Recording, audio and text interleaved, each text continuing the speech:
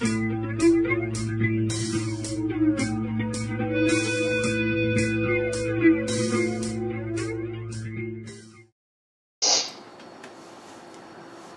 to Edge of the Rabbit Hole. We have a great episode this evening. We have a fantastic actress with us, Erin Marie Hogan. Unfortunately, our co-host Vanessa Hogle is likely not going to be in tonight. Her son Gray has a concert tonight, so she might be in a little bit later, not sure yet, but not with us at the moment. But our chat Shananigator, Shana, is already down there in the chat room shaking things up like she usually does, shenanigating everything. So, yeah, and Erin likes that. Shenanigating. Yeah, no, she is the chat. It's a play on her name, of course, so we have fun with it. I like it. So, all right, so everybody, just a couple of housekeeping things real quick. Everybody's been wondering what in the world is going on with the new Encounters with the Paranormal book. There was some delays here over the weekend. I busted my butt to get the thing done. Last night, when the proofs came back, there was one page that was all kind of screwy off to the side. It's really kind of crazy looking. So something weird happened on the conversion. So that got corrected. New proofs came back today, and it's good to go. So we'll expect that out in a couple of days here, and I'll make the announcement on Facebook and all of that. So very happy that's finally coming out. I just got to do the ebook stuff tonight, and that'll be out in a couple of days as well. So look forward to Encounters with the Paranormal 3, and that is our episode for next week. Is we're going to cover that, and then all things paranormal. We'll do almost like a Halloween type preview sort of episode. Also, for new viewers, if you haven't yet, please go ahead and subscribe to the channel. We have over 350 paranormal-themed videos out here on Haunted Road Media, and we would love to have you involved. This is our Tuesday night show, Edge of the Rabbit Hole, and we're happy to have you. I do want to give a quick shout-out. I meant to do this last week, and I was just so exhausted from coming back from the Fairy Plantation, but some friends of ours from the Fairy Plantation, I want to give them a quick shout out. That's Acid Paranormal, that's Cody Green and Amanda Donaldson. Fantastic group out there, and very hospitable, along with Heather Moore at the Fairy Plantation. So thank you guys very much for having me out, and had a fantastic time with you guys the other weekend. So alright, I think that's about it for all the housekeeping stuff. Without further ado, I'd like to welcome Erin Marie Hogan, who is, yeah, here she is. We had her on like a couple years ago before we actually had Edge of the Rabbit Hole to talk about Dwelling and another one of her films, House of Manson. Tonight we're probably going to stick to Dwelling, since we had Kyle Mecca on the other week. But Erin, why don't you come and just tell everybody a little bit about yourself. I know a couple people have already seen you on Dwelling, so go for it. About myself, my name's Erin. I act and stuff. I don't know how do I do this? My favorite color is pink. I don't know.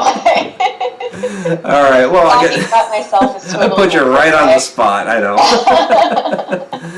All right. Well, you're the lead in Dwelling. You play Ellie. So let's just dive right into that. I know that when we were talking about it about a month and a half ago with Kyle Mecca, the writer and director of that. One of the things that I always really liked about this movie, the whole premise of it, what kind of turned me on to it to begin with, was the fact that, instead of your classic haunted house tale where, family moves into a house, they don't know it's haunted, they discover it's haunted and get spooked out of the place, Ellie actually knows it's haunted and is purposely going there because of that. So, yeah. So, what's your take on all that? I felt the same way you do. I was really drawn to it because she knew exactly what she was getting herself into, among other reasons. But just kind of agreeing with you that I thought it was really interesting that she wanted to get closer to the other side, and that's why she was buying the house, as opposed to having kind of the same thing where it's like, oh no, why didn't you tell me? I highly doubt Izzy really could comprehend what was going on, but, Ellie and Gavin and River, they all know what's happening when Ellie gets them into this. So, yeah, it was something a little bit different that was already just going to be really, really cool, and it's still, I maintain still that it's probably my favorite script that I've been handed. So yeah, I thought it was a pretty deep script. It really is. Yeah. Yeah, very unexpected in some areas. We actually already have a couple of comments from the chat room coming in. From Bonnie Halperin, just want to let you know that she watched some of your videos today. Yeah. Don Bradley Francisco wants to let you know that Dwelling rocked. Oh, thank you. I'm glad you like it. Yeah. And it was definitely good. I enjoyed it very much. And let's see, I just blew right by it. Okay, Megan Talbert wants to know, are any of your movies on Netflix? Currently, most of them have been on Netflix, but with Netflix changing kind of the way they're doing things and they're producing original content now, I don't know how many of them remain on Netflix, but you can find a lot of them on things like Netflix, Hulu, Amazon Prime. All of those streaming services have at least 5 to 10, I'm sure. But most of them started on Netflix back in like 2009 when Paranormal Entity came out. I think that was the main way that you could get it. Not really sure what really remains there though, since they're making their own content. I think they're just kind of changing their direction. But yeah, it's easy to find it on the Hulu, Amazon Prime, Netflix, like Chiller, any of those kinds of things. Yeah, you'll be able to find them. Yeah, Paranormal Entity was another big one that you were involved with, and I know you have kind of gone back and forth a little bit, but you went back into the paranormal with Dwelling, but you have a bit of that background because you've done investigations before. Yes, I have, and I still do when I can. That's actually.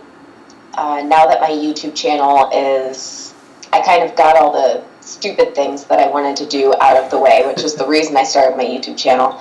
And I decided on a direction where I'm going to focus more on like the paranormal, the unsolved mysteries, doing like longer episodes, things like that. And so I'm going to get even more into investigations doing that. But yeah, I haven't done it very seriously, but I've done it in the past. I still do it on occasion, and I was really happy to get to return to that kind of film because even though Paranormal Entity isn't particularly like my kind of film, I had a ton of fun shooting it, and I have a ton of fun with ghost stories. So I was really happy to get to return to something really cool and paranormal like that with Dwelling. Yeah, Sarah Barra asks, have you always wanted to do horror movies, or would you like to do other types of movies as well? So it kind of plays into what you were just talking about there. Yeah, I think, I love doing all kinds of things, and it's always nice to have a break from horror movies, but I think they're definitely my favorite, just because it's kind of an outlet, and there's so many things that don't necessarily happen in real life that you get to do and experience, and maybe you don't want them to happen in real life. So I wouldn't say I always knew, but once I was in to the horror genre, I knew that I didn't really have an intention of leaving or denouncing it or anything like that, because I really enjoy it. Yeah. Don wants to know, did anything paranormal happen while filming the movie? I know Kyle talked a little bit to this as well, so... Yeah. So we actually, the house that we shot in, Amara, is super cool house, and a lot of the times while we were shooting, I remember specifically some of the crew members saying that they were hearing footsteps in the upstairs around the bathroom that went into Izzy's room. That is actually how the house is built. Okay. And we were hearing footsteps around there, and it was kind of strange. And there's a very small room that seems like maybe it was a closet or something like that comes off of a room that you guys didn't see much of in the film. And apparently someone did pass away there, I believe of natural causes, and we were just kind of thinking like, oh, well, are these footsteps, this person walking around, but I don't think there's any record or evidence of that, but I remember several crew members talking about it, and I was trying to hear it for myself. I wanted to hear it, and I thought it was pretty cool. But overall, between that and the hospital we shot in, the whole thing was just kind of eerie and really, really cool. Yeah, I heard the hospital was pretty creepy as well. There may have been something going on there. Yeah, the hospital was definitely. I mean, it was old. It was, abandoned. They actually blew it up, and it's no longer standing. Right. I know, but which is sad. You could use it for so many things. I know, but I imagine at some point it's probably not going to be safe anymore. At some point. Yeah, I think that's the second or third time I've shot in an abandoned hospital, and they're always just eerie by nature. So I think it's easy to kind of creep yourself out, but it's definitely creepy. I don't remember any specific instances from the hospital though that people talked about. I heard that the barn behind the house is pretty creepy too, even though there wasn't any filming done there. I heard that was pretty creepy. Yeah, I actually didn't venture into the barn, and I was there for like a month. And I did not venture into the barn, and I don't know why, but I went back up to Buffalo about a year ago when Dwelling screened up there, and I stayed with our producer Arlen, who now lives in Amara. I don't know if she does right now, but at the time she did. Last year she did. And so I stayed in Amara, and I went in the barn a couple times, and it is really creepy. It's creepy in there, and I couldn't wait to get out of there, even though I really wanted to pet the horses. I couldn't wait to turn around and walk out, and it's not that big. Honestly, it's not a huge space, but I was like, nope, that's enough. Right. I'm good. So we have a couple of people asking about where Dwelling can be found. Here's the DVD. Diane Hilbert was asking if it could only be found on DVD, and Andrew Cubbage was wondering about Chiller. So where can we find it? So let's see if I can remember all this off the top of my head. But I know Dwelling is available on DVD from Walmart, Amazon, Best Buy, Family Video, FYE, and something else, I'm sure.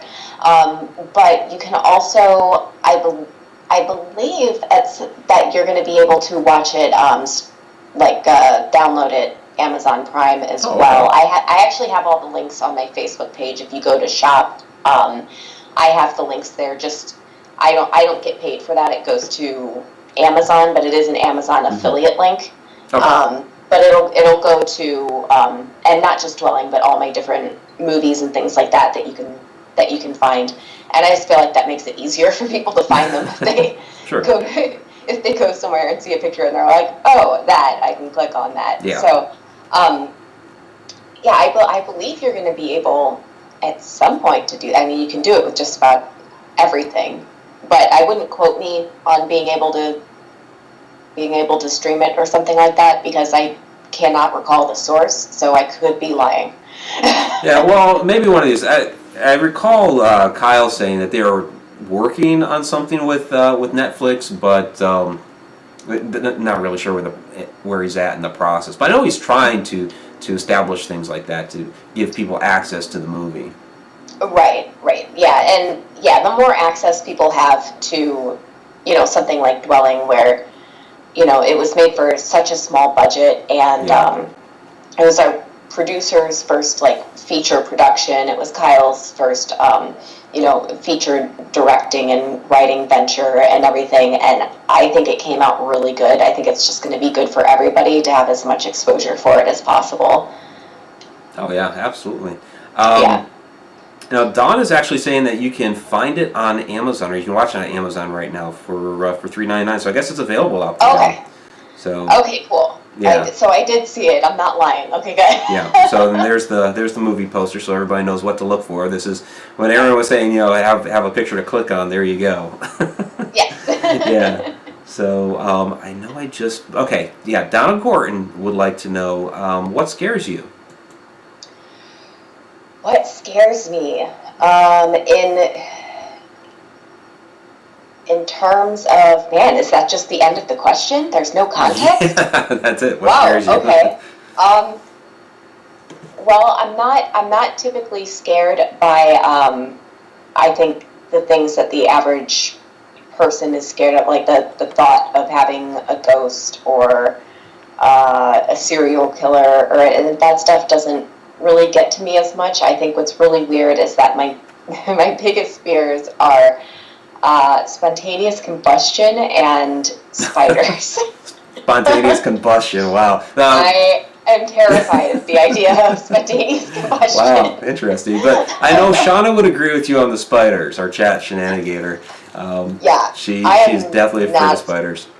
Not a spider fan. Yeah. Not at all. And it's crazy. It's pretty much bugs that you find in your house that you wouldn't want in your house. Spiders, cockroaches, silverfish. That's about it. Okay. Everything else, You're cool with everything else? Yeah, they're fine. And if they're outside, I'm just like, oh, I just won't go over there. But if there is a spider in my house, I will have a panic attack for like a week. Gotcha. Yeah, that's totally Shauna. And she also says that she likes your shirt. Ireland is on her bucket list, so she loves your shirt. Yeah, thank you. I recently went to Ireland about a year ago. Very cool. So it was, we actually stayed at the Castle Leslie. Oh, nice. Yeah, Ireland's castles are fantastic. Yes. And we purposely stayed at the Castle Leslie because I really wanted to stay in a big haunted castle. And it was so cool and so worth it and so beautiful, and I highly recommend it. Did you experience any hauntings there? Overall, it's just the feeling again. So I don't know that I did, but when we first got there, we had like a wardrobe in our room, and we had a lot of like original furniture or furniture that was brought there by the family and things like that. And so I was sitting, my fiance went back down to get some stuff from the car, and I was sitting at this old makeup vanity, and I'm just looking at it, kind of setting my makeup out on it, putting stuff where I feel like it should go, when you end up at a hotel room or something like that temporarily. And I guess we hadn't latched the wardrobe door behind us after we put our suitcases in it, because I'm sitting there and like, this is 5 minutes into being in this castle, and I just see the door in the vanity mirror like opening really slowly, and I'm like, what's happening behind me? Right. And then I figured it out when I closed it a couple times and it opened again. I was like, oh man, I thought it was a ghost. Oh, so it wasn't. I was so excited. You're disappointed. I was disappointed, but it was an eerie, fun experience. Nice. But yeah, definitely a really cool place. Yeah. So. We'll get out there one of these days. So, now this is a question from Don. I like this question because I get to say his name. Mushaka Benson. It's like the coolest name ever, Mushaka Benson. So what was it like working with Mushaka Benson? He seemed like an interesting person. Yeah, it was great working with Mushaka. I can't wait to hopefully do it again in the future. I have a couple of features that I'm working on raising funds and things like that for, and one of them I know he doesn't fit at all, unfortunately, but the other one I am finding a place for him. There's no way around it, because I loved working with him. He was really professional, really natural, and just all around like a good guy and like a good friend. He's just he's a really solid guy, and he's a really solid actor, and I can't think of a single bad thing that I could possibly say about Mushaka. I just think he's great. Yeah, I see him on social media all the time. He seems like a pretty upstanding guy, pretty interesting. He does a lot of stuff. So I know I've seen some writing from him. He does some music. So he seems like a pretty talented guy. Yeah, he definitely is, and I was incredibly impressed with him, and then I was even more impressed, the more that we the more that we shot at just like the way that over time he handled everything so professionally and treated everybody with so much respect, which is something that's so, it wasn't rare on the dwelling set, but it's very rare in, filmmaking and life these days, just to have so much respect for every single person. And so he's a great guy, and he's extremely talented. So yeah, he was great to work with. Cool. We have a lot of questions for you, so I'm trying to get to them all. And I have a couple myself I eventually want to work in, but our Mad Hatters are very inquisitive, which is great. From Lynn's White, do you have any sort of abilities, like psychic abilities or anything like that? Any sensitivities? So as a kid, and so this is weird. As a kid, I told my mom at one point that I knew someone who was dead, and that this person was my grandfather, and I described him and described, like kind of my encounters with him, and it sounded like him. And I don't remember these things actually happening, but I remember telling her, and I remember I was serious. I really did believe this, but I don't remember it actually happening. Another thing is that more so when I was younger, and I think I kind of grew out of it over time, but it still happens occasionally, is that I will hear something that has maybe happened nearby, like a gunshot and a scream or something like that, and I'll think that I'm asleep, or I'll think, like, I'll start walking around the house, and I'll be like, did you hear that? And my fiance's like, what are you talking about? And so I don't know if I have... I think I have particularly sensitive ears, but this has happened since I was a kid, where one instance in particular, I heard what sounded like somebody like being shot multiple times, like bang, bang, bang, bang, bang, bang, and they were like screaming. And I like left my room and I went out and I was like, is mom okay? She fell down the stairs. 'Cause it kind of sounded like that kind of thing. And it wasn't, and then I realized it was some kind of shooting or something, but I have no confirmation of anything like that happening. These are just things that have happened since I was a kid, and I just kind of, either there's something or they're not, but luckily I'm just glad they're not voices telling me to do things. So. Right. But it would be neat to find out what they are. Like, can I help somebody with this or something? Sure. Like, I should probably look into that. But I have no confirmation that any of this is real and that I'm not like daydreaming. I honestly have no idea. Yeah. You might have a little bit of something going on, and it's just maybe going forth with it a little bit, and and kind of investigating a little bit more with it, and you never know. Yeah, I'm definitely just very intuitive, but I'm also a skeptic. So somebody's really going to have to slap me really hard in the face with some evidence. Nice. Sarah asks, she says that you're beautiful. Loved your movie. She loved your movie. But is it hard not to jump or scream while being filmed during scary parts? No.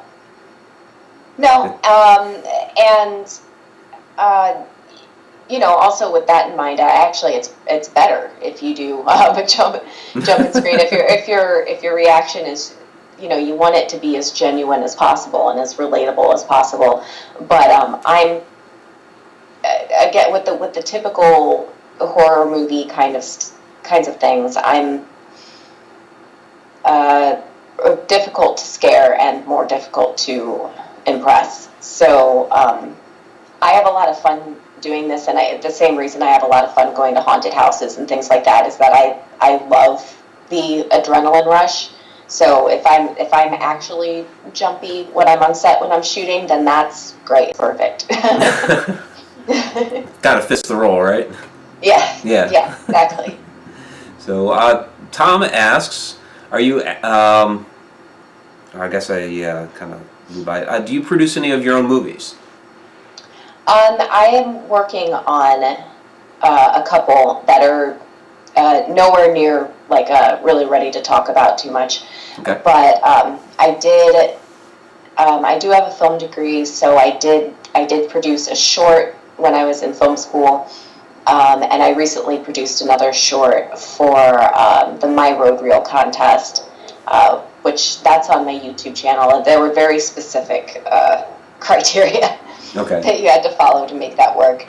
But yeah, I'm expecting to jump into, I have one that's, the script is finished, and another one that we're fleshing out because someone kind of had the same idea and got to it before us, and we're like, no. Now how do we still make this work? So that one's still being fleshed out by the writer. But yeah, I will be producing more, and good. Yeah, that'll be cool. You mentioned your YouTube channel. Where can people find you? What's your YouTube channel? My YouTube channel is Erin Marie Hogan, and yeah, I just, I was kind of making whatever, like literally every day for a while, and then I got more into the paranormal stuff, and now that I'm done kind of doing all the challenges and things that I wanted to do, which is why I started it, now I'm going to take it into that kind of more of a paranormal, serial killer, unsolved mystery, like kind of episodic vibe. So yeah, there will be one. So you're going to be doing investigations, or you can just be talking, ghost stories or famous haunted houses? What are you doing? We're going to kind of take it everywhere. I've been talking to a couple of my friends that I've worked with in the past about putting some investigations in there, because I already have a couple locations that I can do. But, obviously, then with that, I also want to talk about, the history, and then do the investigation, and do, debunk what we can, and then show what we can't debunk, and what the evidence is, and things like that. But I also want to cover, kidnappings, and missing persons, and unsolved murders, and things like that, and draw attention to those kinds of things, and kind of just lay out the actual information instead of spreading misinformation or false information. So yeah, it's going to be very factual, but hopefully still interesting. I mean, these things get really weird, so I'm sure it's still going to be interesting. Yeah, definitely. I mean, it sounds like you're going to be doing a bit of what we're doing, and with your background, you'd be able to produce something very good quality. And if you're going to keep it factual and dig real deep into that the research and the history and all that, I'm really looking forward to it. Yeah, I mean, I think my biggest video so far, I randomly decided to talk about this this vlogger who I actually watch, and he was like doing all this paranormal stuff that I didn't agree with. It was really obvious to me that it was fake, and I thought it was really irresponsible. And so I gained a lot of views on that, and since then people have been wanting me to do that, but I don't want to do call out videos. Right. So that wasn't really the intention. So I'm probably going to do some more things like that, but I'm going to think about, before I do that, I'm going to think about how I can be a little bit more tactful with it, so that it's not just like I'm just hating on somebody or something. Right. Cool. Definitely looking forward to that. Tiffany wants to know if you've seen orbs on the set.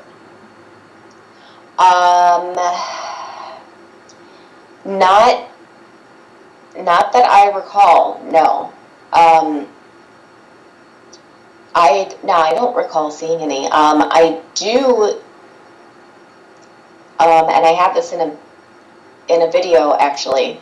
When I investigated the Limp Mansion, orbs really don't impress me too much. There's too many ways to explain what that could possibly be, but when I investigated the Limp Mansion, I did get some really interesting orbs that were just emitting so much light that there was just a lack of anything there, and I thought it was really strange. So that's actually the only time I've actually been impressed by an orb at all. But no, I don't remember seeing any on the set. No. Okay. I have to ask, since you brought up that one particular one, and Lit Mansion, St. Louis, which is where you're from. Yes. um, that's not too far from where, and I'm very skeptical of orbs and the like, but Shana being out there in Illinois, not too far from St. Louis, we have seen some interesting things along the water that were very orbish in nature, illuminating their own light. So I have to ask you, what color was the light? It was white. It was white. Okay. It was completely white. And my initial instinct would be that all the information from the photo was missing right there.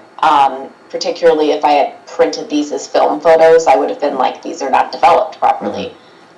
But they were digital photos, and I took multiple photos. I always make sure to take 2, if not 4 or more, in the exact same place.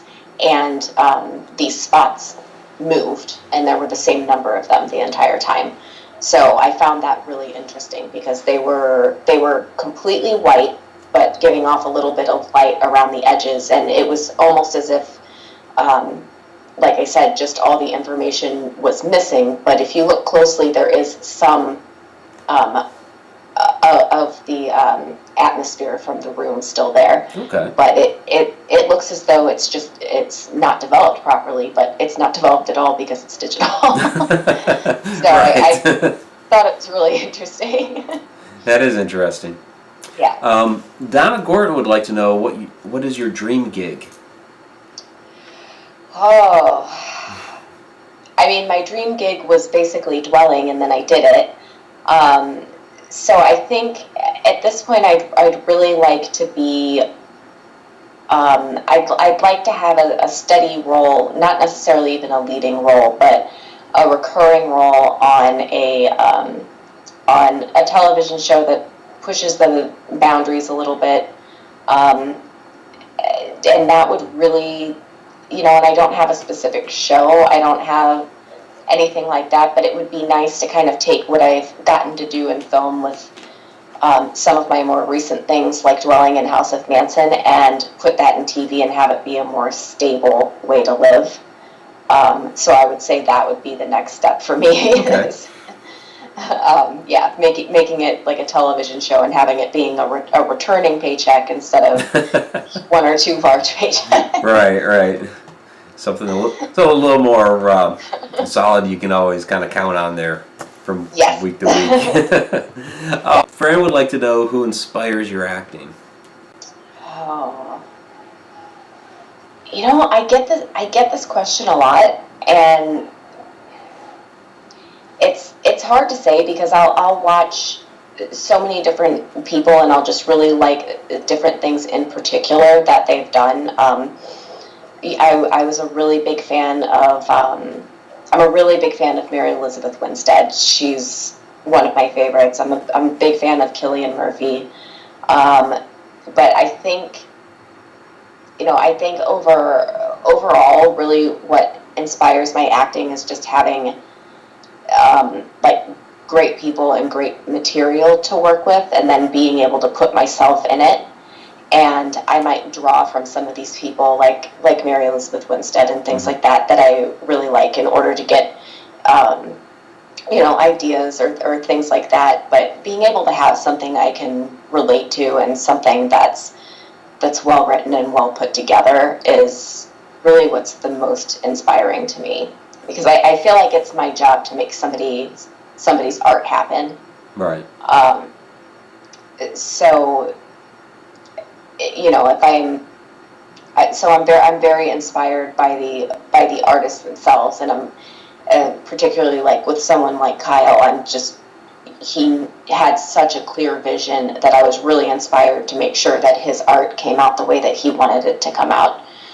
So that's really what inspires me more than anything, I guess, is the really talented people around me. Nice. Megan Talbert asked if you could star in any horror movie, which one would it be? Ooh. I could star in any horror movie, which one would it be? Well, okay. Everybody makes fun of me because I love Final Destination 3 so much, but I would have loved to be in Final Destination 3. Interesting.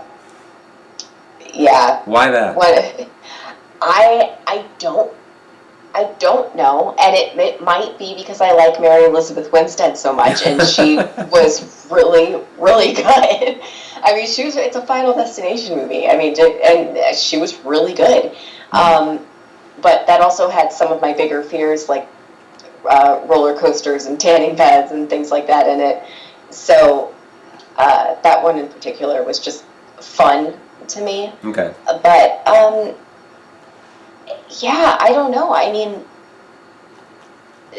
dwelling was really the kind of thing that I had been looking for, and so it's hard to like look at the popular stuff that I don't think I would ever be up for anyway, and be like, oh, I should have been in that, or I wish I could be in that. I don't know.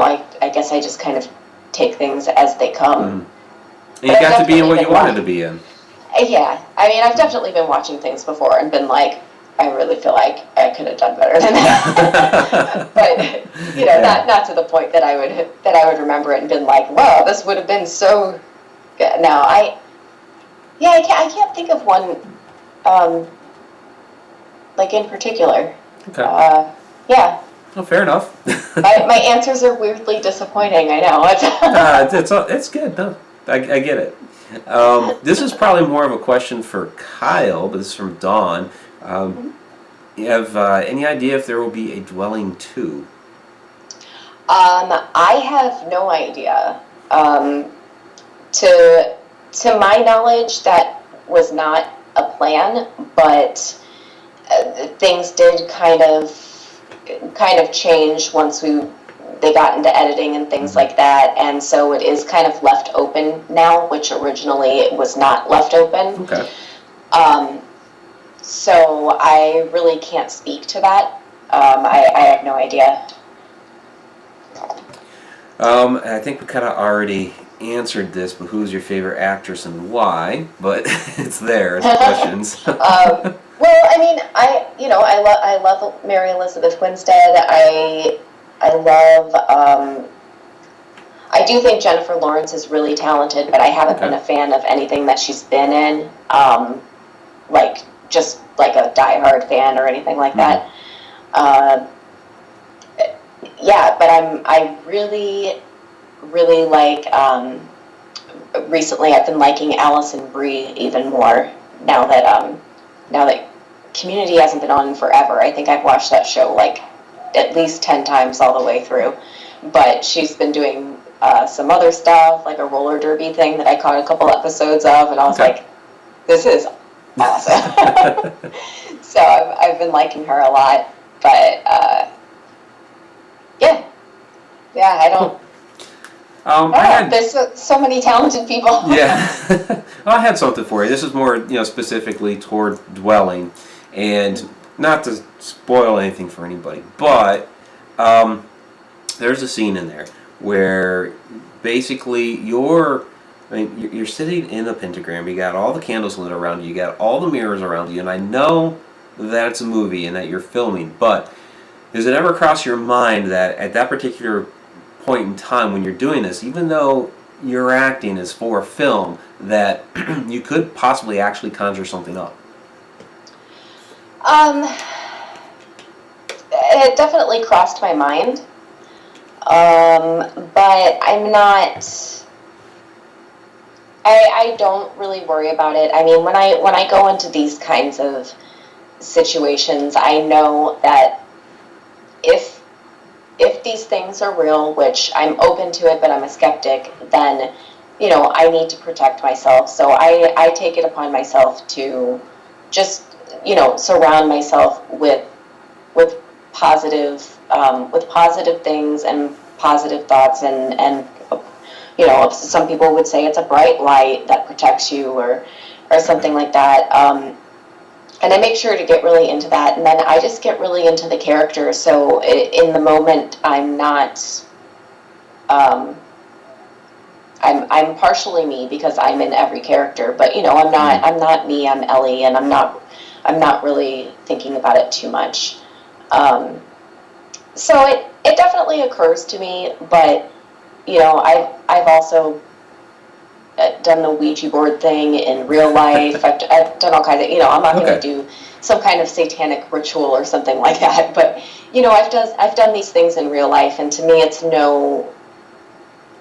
you're opening a doorway regardless of how you do it. If you're standing with a tape recorder and asking a spirit to talk to you, then you're still opening a gateway for communication. So right. a Ouija board's not any more evil than that, the way that I look at it, or mirror gazing isn't any more dangerous than that. It's just what in particular might be around, and Well, and that's something that I always throw out there. Yeah, and that's something I always throw out there when specifically talking about a Ouija board. When people ask me, do you use a Ouija board? What do you think of them? All that, and it's like, well, it's a method in which to communicate with the spirit. We do the same thing with an audio recorder. Right. It's just a different method for doing the same thing. And I think what it comes down to is people just don't know how to properly use the Ouija board. Yeah, and that's exactly my thoughts as well. Is that it's just another way to communicate that maybe takes more energy, maybe takes less energy. Spell things out, point to numbers, things like that. But I think the big danger is that if these things are real, the big danger is that people don't take it seriously, and because it was marketed as a game, they continue to laugh and treat it as a game and move it themselves. And to me, that's really disrespectful. If I were to ask a question and then not let you answer and I answered for you, that would be incredibly rude in real life. Right. So I feel like that's really rude, and it's a really easy way to get a spirit really mad at you. Really are trying to communicate, for you to be like, oh, I'm just screwing around with my friends. And they're like, hey, you asked me a question. I mean, I'd be really annoyed if that happened in real life. That's a great way of looking at it, yeah. Yeah, I mean, it's just like somebody asks you a question and then they interrupt you and don't care about your answer. Right. It's just really rude and a really good way to get somebody angry with you. So maybe don't do that. Don't do that. They were still human at some point. Keep it real. You're doing a Ouija board, keep it real. Right. So, Shana would like to know if you use anything to dispel negative energy after some of the scarier scenes. You use sage or anything like that, especially if you're in a haunted location you're filming. Do you do anything like that? Okay. Yes. I actually do. Like I said, I have an open mind, but I totally believe that the energy can follow you, and some of the things I do can get really dark and really emotional, and so I don't want the amount of emotions that I'm even feeling when I'm shooting them to follow me home and affect anybody else. So I have I'll sage my house occasionally. I'll also use a mixture of a sea salt and water, and I'll just kind of bless all the entrances and exits to the home occasionally. If I'm going to be shooting something like that and I'm staying in a hotel, I'll do it to my hotel room. And every time I shoot something really intense where it was really negative, I usually feel way better because I've gotten to get all those emotions out through a different kind of outlet. But if I've been shooting something like that, still I don't want that negativity, so I'll take a bath in a couple drops of frankincense oil and some Epsom salt and some sea salt, and just kind of soak and cleanse things. And you can use just a little bit of frankincense, put a frankincense oil diffuser or something like that in your hotel room. And if that's sometimes I do that if that's the kind of thing that makes you feel better, or just to be cautious. Those are things that most people can agree are effective. And so yeah, I definitely do some of those things occasionally. Okay, very cool. Sounds like a little bit of some of your different things you use. It almost sounds a little witchy. Yeah. It's we have a saying on here. It's actually a T-shirt that we have now. It's called "I'm into witchy shit." So yeah, No, it's definitely. I mean, there's some there's a lot of just connection with the earth and in witchcraft and like connections with the earth. I don't know a whole lot about it, but and what Mother Earth can do just from her own like being, things like that. So yeah, I mean, I guess saging and using salt, and those are all things that come from the earth. So I guess it would be kind of witchy. It's kind of witchy. We'll have to get you that shirt. I'm into witchy shit. It's awesome. Yes, I need that. It's a quote from House of Manson to do something witchy. Oh, okay. So here's the shirt. I don't know if you've seen the shirt at all when we've posted it. But yeah, there we go. I'm into witchy shit. So speaking of House of Manson, let's kind of switch to that real quick because we've got about 15 minutes left. I did want to talk about it a little bit, so I'll bring the movie poster up here. So you played Linda Kasabian in this, and this is, you were talking about before, that you're going to be doing, some more on serial killers and stuff like that with your YouTube channel. So this kind of really plays right into that. So tell us a little bit about House of Manson, because that was also another really good one that you were in. Yeah, really proud of that one as well. House of Manson is kind of a biopic story about what Brandon Slagle, who wrote and directed it, feels. It's factual, but to an extent, because it does have to be theatrical as well. But it bases more on Charles Manson's early life leading up to his arrest, and so it's less of a helter-skelter kind of thing, although we do have the murders involved, and more of the story of his childhood and the story of how he kind of collected this family that he had and how he possibly could have gotten this way and could have gotten these people to do these horrible things for him. So that's kind of more the direction that House of Manson took. It's less helter-skelter and more a little bit of a biography that gets gory at the end. Right. Now for you played Linda Kasabian, who was basically like the primary witness for the prosecution. But when she first met Charles Manson, she basically saw him like a Christ-like figure. So how was it for you as an actress having to portray this person who's basically having to snitch on and tell on somebody who she basically deified? When I actually started researching her more and more, because so many people they called her the rat, they called her the witch, and things like that. But the more I researched her, the more I realized that she was somebody who, honestly, she hadn't been there that long. Some of these people had been there, the whole summer, and she had been there like a couple weeks. So she did kind of glorify this guy. They all did. There were a lot of drugs involved that he was not taking. He was giving them out, and then, that obviously influences people's opinions and things like that. But when she actually saw these things happening, I think she's the kind of person who decided to do what was the right thing. She was terrified and probably should have come forward in the first place, but eventually she decided to do the right thing. And considering that she really wasn't there that long, she didn't have a lot of loyalty to these people. They did take her in. They did help her out. Her husband was not... Her husband at the time was not... he's not described as being, the greatest to be in a relationship with. Right. And, so they did help her deal with that situation, and they took her in and gave her a place to stay. But when you start talking about killing people, there's only a certain level of loyalty that goes with that. And when somebody's been with you a couple weeks, there's not, I wouldn't expect that kind of loyalty out of them. So honestly, I think she did the right thing. And I also think that sending Linda to drive to the murders was probably the single dumbest decision Charles Manson ever made. Because, I mean, he knew she hadn't been there that long. She And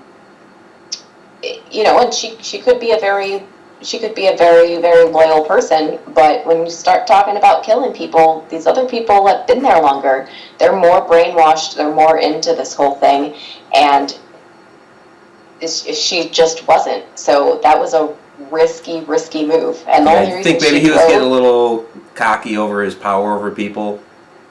I think a little bit, but I know what seemed to be the biggest thing about it was that Mary Bruner and Linda Kasabian were the only members of the Manson family at the time that had valid driver's licenses.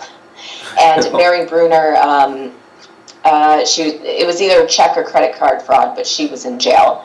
So otherwise, she would have driven. But Linda was the only one with a driver's license. Okay. So it comes out of the driver's license. They're worried about that. I don't. They're worried about driver's license, not killing people. Yeah. So I mean, in a way, it makes sense. If your driver doesn't have a driver's license, then you guys are all getting. Yeah. You're kind of screwed on the spot. But it also seems like maybe it should be the least of your worries. Yeah. So. Yeah. Yeah, no, I think she did the right thing. I think she was scared, and she did what she had to do, and I definitely sympathize with her. Are you going to cover that on one of your YouTube videos? I think I probably will. I don't. Mm-hmm. I was always interested in the Manson family, and so I don't know how I could possibly stray away from it. Right. So, yeah, I would like to cover more about.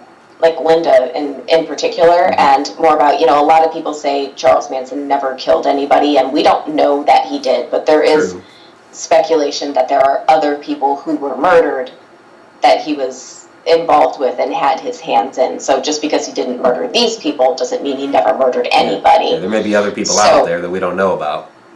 Yeah, there are other people that he definitely had his hands in. He was definitely present, but everybody's story conflicts, so you don't know what the extent to that really is. It's you can't trust it.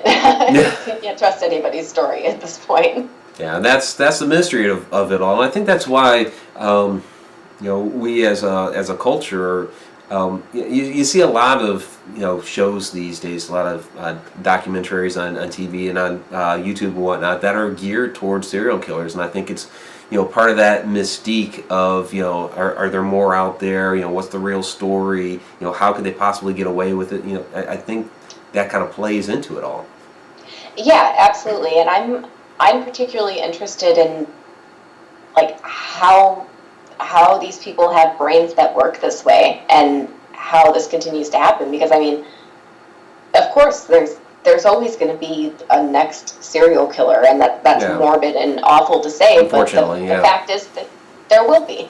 They're never going away. As long as there are humans, there's going to be some level of just incredibly sick human being that's going to be doing something along these lines. But the more we learn about serial killers and rampage killers and mass shooters and things like that, the more hopefully we can learn to recognize this kind of behavior early on. I know Charles Manson said, "Don't let me out of prison," and they let him out, and then he ended up having basically a cult that went and murdered people. Right. And he said, "Don't. Why are you letting me out? I don't know anything except this. I'm going to kill people," and they let him out. Right. So maybe we should have listened, but that's not how it worked out. No, I did miss a question about Dwelling from Dawn. She wanted to know if the mirror freaked you out. The mirror didn't freak me out because I mean I think I just spent so much time with it. It was a really cool mirror though. But I got there a couple days early because we did a table read and everything, and I was going to be bored just sitting by myself anyway, so I helped hang some wallpaper and stuff before we started. So I don't know. I was in on some of this stuff.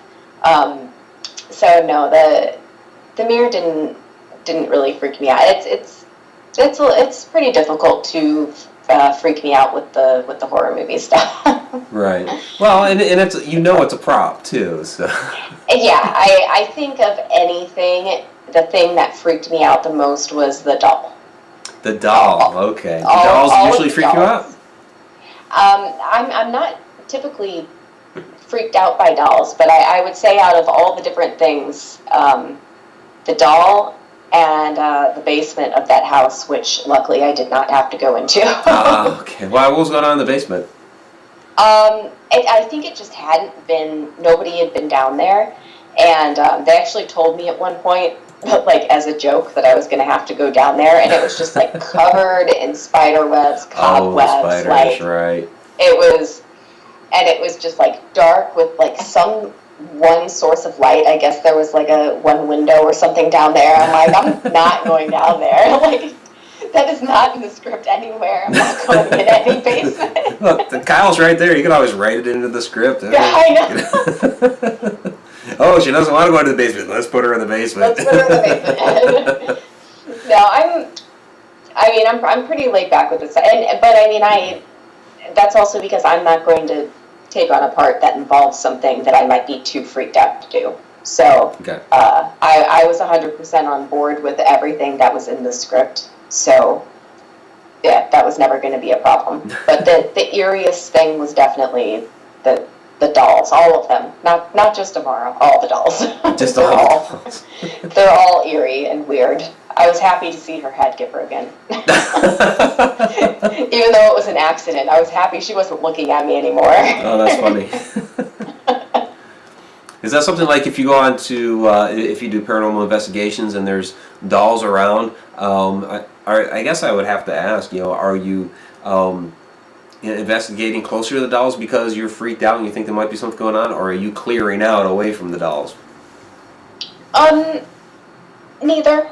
I would be investigating just the entire place, either equally, or if I had really good information or some kind of really good evidence about something happening in a particular area, then I might be investigating that area more.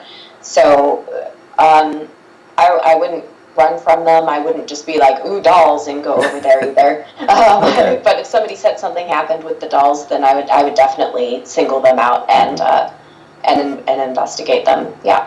Oh my gosh, Don is asking, what about dolls with real human hair? Oh my God. I don't think I've ever met a doll with real human hair, actually. They do exist, though. They do? Yeah. Are they like because I know they make like babies for, like anatomically correct babies for people. They have those too, yeah. Yeah. I don't know if those have real human hair. Yeah, I don't think with those.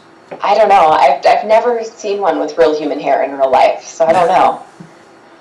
I do kind of wonder, like, does that lead to some kind of like voodoo thing going on though? It's got real human hair on a doll. I don't know. It's kind of witchy. It's a little witchy stuff. It's witchy stuff.